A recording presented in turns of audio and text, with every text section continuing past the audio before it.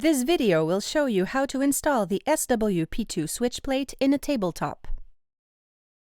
Mark the two hole centers at 43 mm or 1 11/16 of an inch apart. First, drill a hole of 47.1 mm or 1 7/8 of an inch for the microphone. Drill a second hole of 25.2 mm or 1 inch for the TS004. Feed the RJ45 cable of the touch switch through the 1-inch hole and set the SWP2 over the two holes so it is flat on the table.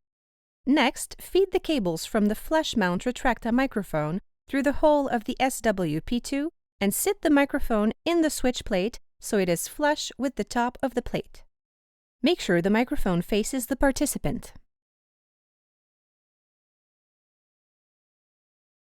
After that, slide the supplied oversized washer and the brass nut over the cables and onto the microphone body. Using your hands, screw the brass nut to the top to secure the SWP2 tightly to the surface. Do not over-tighten the nut.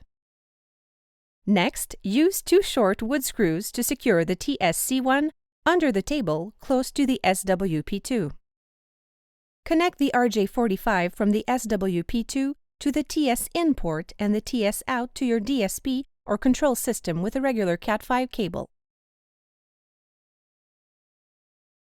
If you have the non-motorized CRMF, use the supply cable P-clamp to tie the microphone cable under the table.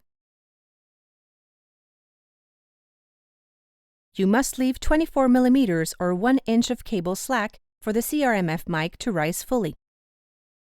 Connect the blue and red wires from the gray reed switch cable to the supplied Phoenix connector and connect it to the RS in port.